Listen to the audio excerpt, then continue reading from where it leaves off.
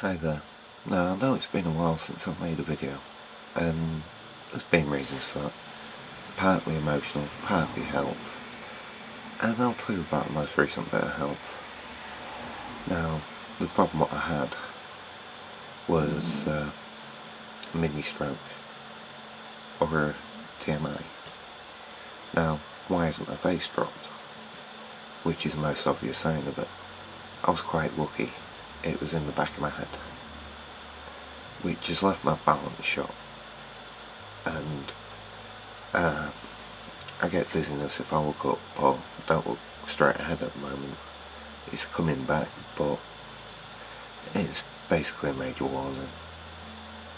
So I'm stopping smoking, I'm cutting sugar and things like that. Now, that's the bit over with what I wanted to let people know about why I've been down for so long. Now, let's have a look at other bits. I've been planning to review this for a while. This is a Spyderco Tenacious. What I won from Sinric 77. It is an excellent knife. I also won this one, the Little Ambitious. Also another excellent knife. Now, I've used this one more. I've used it around the garden and things like that because I was keeping this one in the original condition for the review. Yeah, I was testing this one to test the edges in. Does the edges in hold? Very well. Even on HCR 13 MOV steel, which isn't bad, but it's not the best. The handle scales on these two, G10, both set up for left-handed carry and deployment.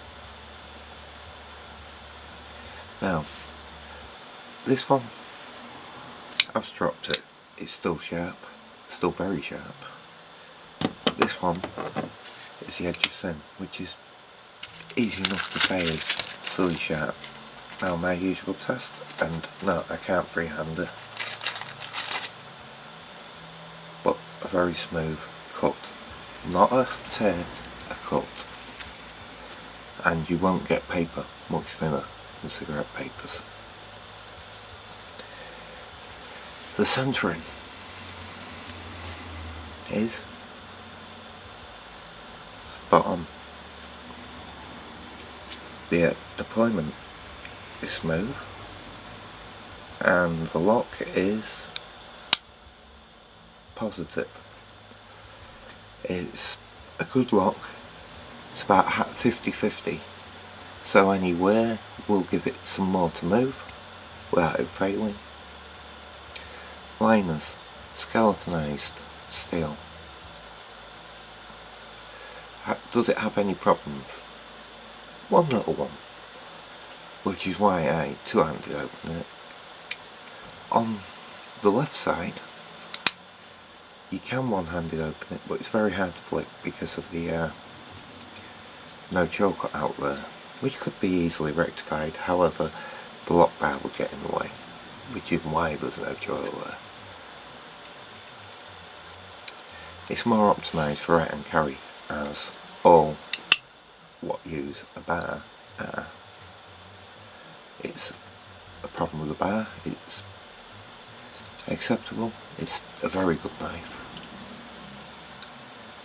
Now, the length of blade, about 3 3/8 inches. The length of the handle, 4 3/8 inches. So a total length, about 7 6/8 to 8 inches. I've shown you how sharp the edge of sin is. Let's see if I've got anything on me. This arm.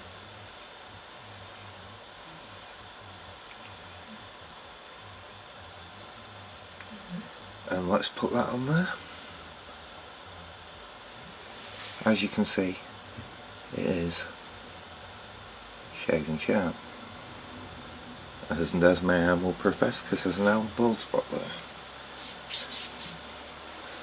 That's what you get when you get a Spyderco. Even when they're made in China, they're still good knives.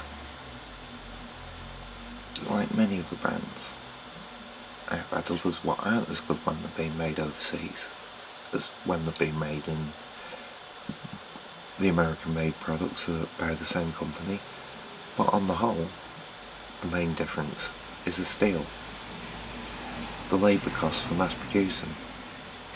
Now, I don't know if you saw it dangling, but this is some more of Simric's work. A lanyard, and there's a bead, a drilled, pre-used 45 shell, well, bullet, and yet more. There is one of Simric's fine paracord bracelets. As you can see, this is holding its shape, so you may worry with it not being a more traditional one, with just being over the skull, that it would come loose. Now let me show you.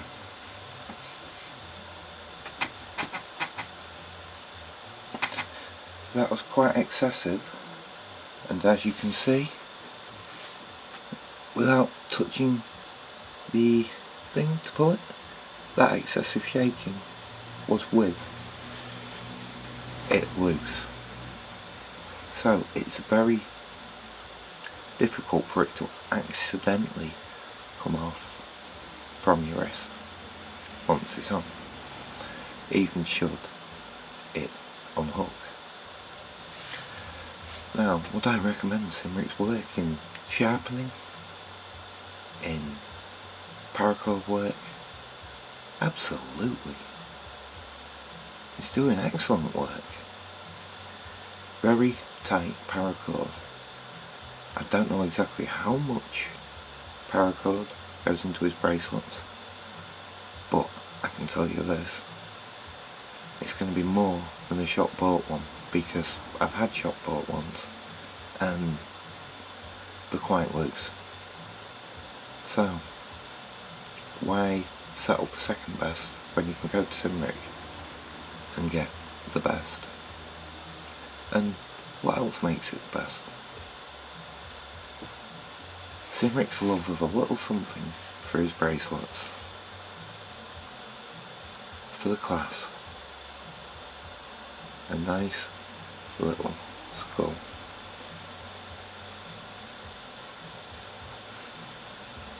I do like skulls, not, so that makes it even better.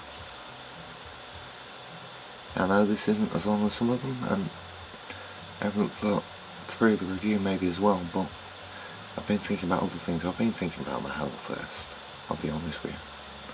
But let's do a quick summation of the Spyderco Tenacious and the Ambitious. In fact, the whole line.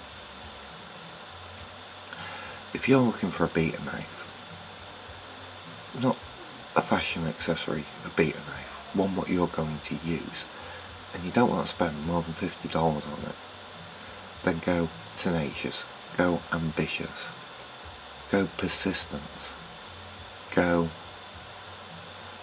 I can't remember the fourth one in the line off the top of my head, but go for them. They are very well made, still with Spyderco quality control. They're not expensive, but they're solid little workhorses. So go for the workhorse, and thanks for your time, and see you later.